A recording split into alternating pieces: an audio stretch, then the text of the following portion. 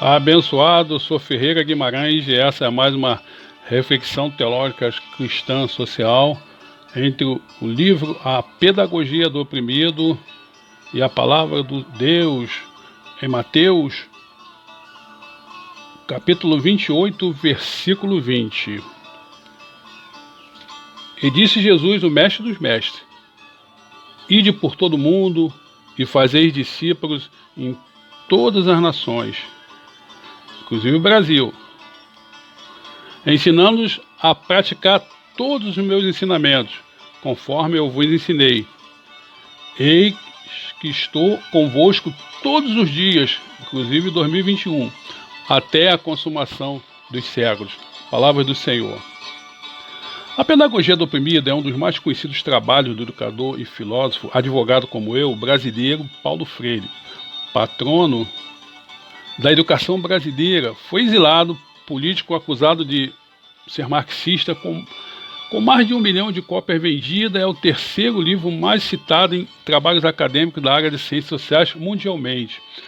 O livro sugere uma pedagogia com uma nova configuração de relacionamento entre professor, estudante e a sociedade, muito popular entre os educadores. É um dos fundamentos da pedagogia crítica, inclui uma detalhada análise da relação entre o que ele chama de opressor e oprimido, utilizando como base a dialética do senhor e do escravo, extraída da fenomenologia do espírito de Hegel.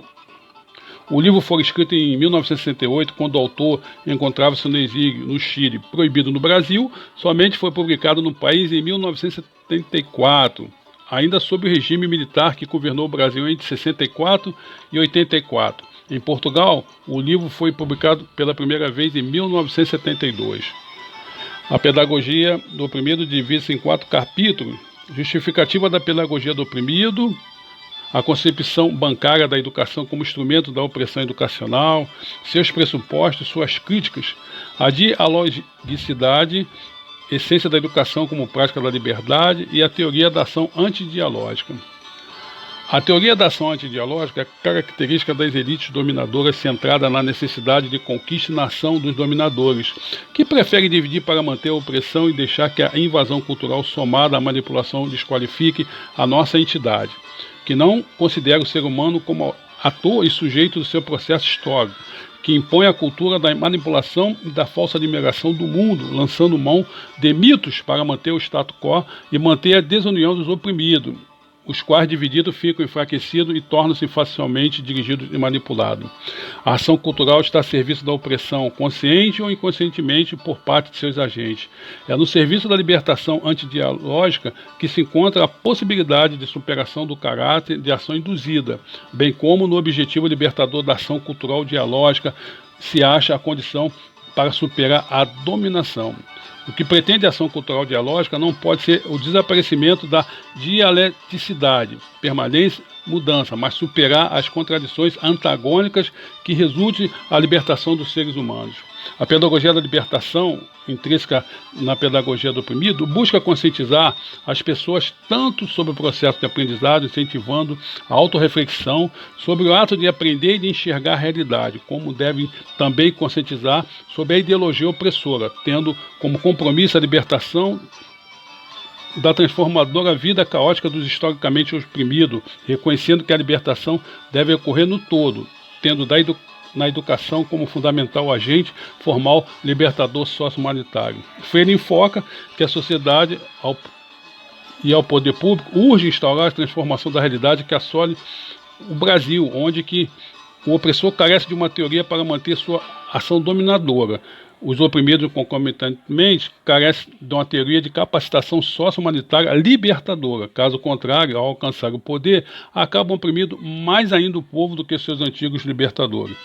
Bem, nisso eu concordo com você, Freire. E Platão já afirmava isso na sua obra filosófica, por inúmeros motivos, entre eles o despreparo administrativo, a incapacidade de gestão política, a ganância humana, a corrupção e tantos outros motivos para essa opressão também do próprio oprimido.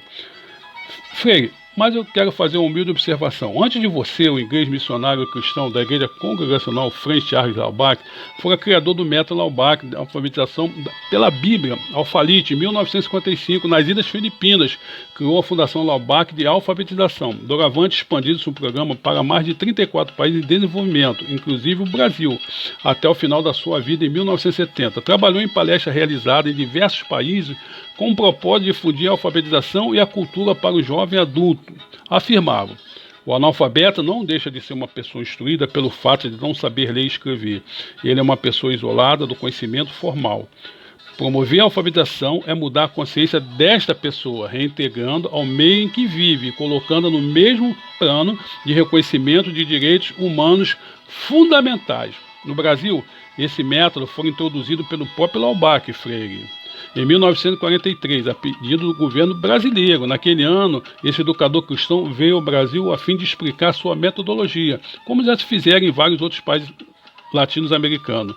Interessante que esse método de alfabetização pela Bíblia foi contestado pelos integrantes da tal esquerda brasileira, mas logo, sendo que as cartilhas Laubach foram copiadas pelos marxistas em Pernambuco, dando ênfase à luta de classe entre as massas analfabetas, a propaganda da teoria marxista ao ateísmo e a conscientização das massas à sua condição de oprimida.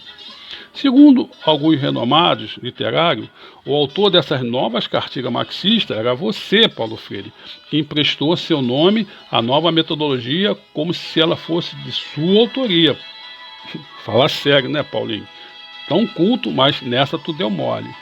Naquele ano de 1943, Paulo Freire era diretor do SESI de Pernambuco. Assim ele afirma em sua autobiografia, encarregado dos programas de educação daquela entidade. No entanto, nessa mesma autobiografia, jamais confessa ter conhecimento da visita do educador Laubach a Pernambuco. Interessante, Paulinho. Você, tão inteligente, esqueceu de uma visita tão ilustre, pública e notória como Laubach em Pernambuco?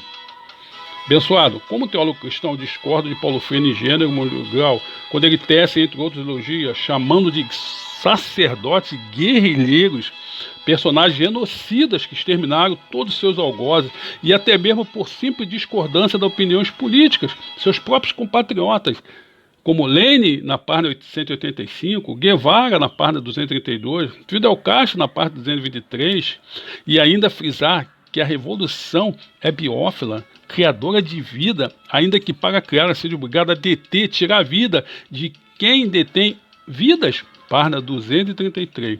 Então, Paulo, você mesmo incorporou de forma brutal a sua própria máxima. Humildemente, uma revolução armada é Thanatos, do grego destruidora de vida.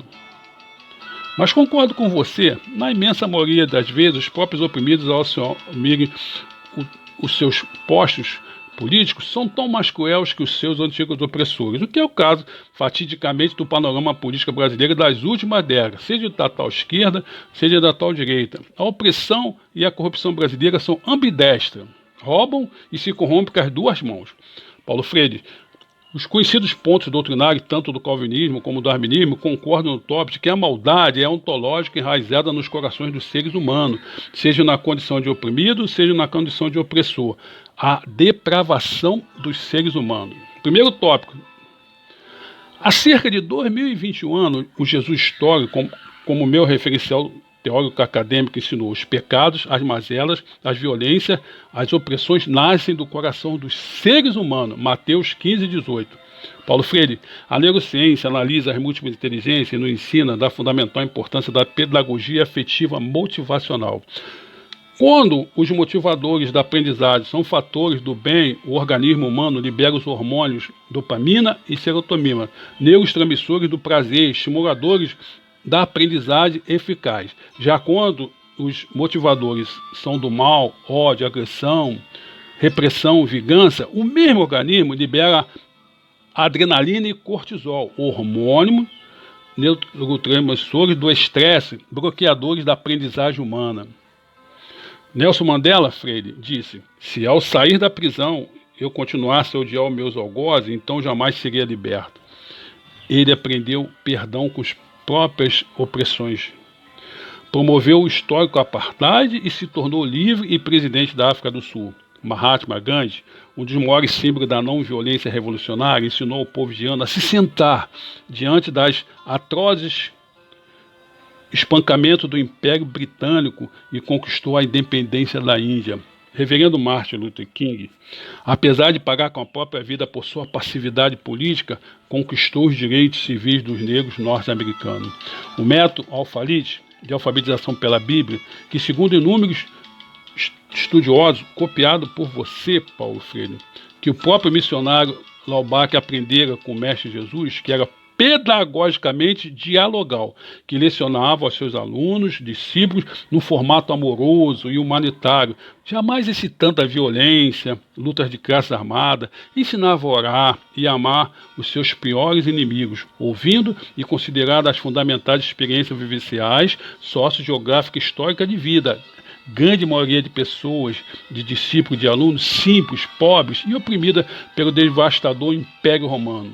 Disse Jesus: Pedro, que sabes fazer de bom? Senhor, eu sei pescar desde criança, então te farei um pescador de outros seres humanos, de forma humanizada, assim como vos ensinei. Freire, você leu Karl Marx, leu Hegel, mas esqueceu de ler a epístola do apóstolo Paulo aos Romanos. Pasmem, mas a Bíblia já no Velho Testamento aborda as funções cognitivas do cérebro, ratificada por Hipócrates, pai da medicina ocidental, 460 anos antes de Cristo. Amar o Senhor teu Deus de todo o seu coração e de toda a sua mente, de toda a sua cognição cerebral.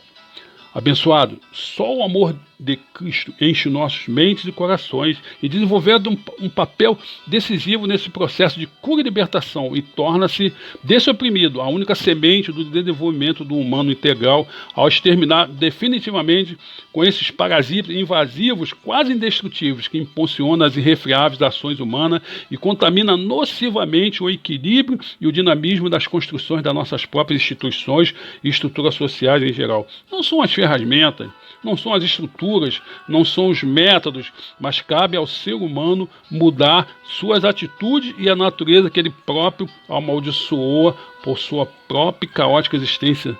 Então mudará o mundo para melhor. Abençoado, só o amor constrói a vida e a libertação. A vingança só e somente a Deus pertence. E você aí, abençoado?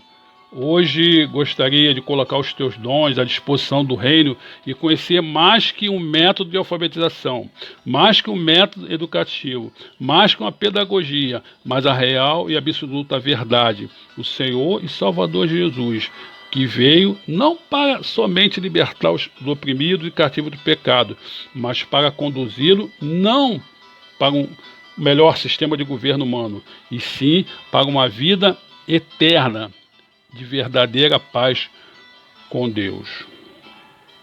Querido, eu sou o reverendo Ferreira Guimarães, a voz do invisível social eclesiástico. Se você puder abençoar, inscrevendo-se no nosso canal, dando seu like, compartilhando sua rede, nos convidando para uma palestra na sua instituição e abençoar a nossa missão entre os menos favorecidos.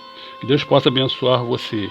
Eu sou o reverendo Ferreira Guimarães, a voz do invisível social eclesiástico. Amém ou não amém?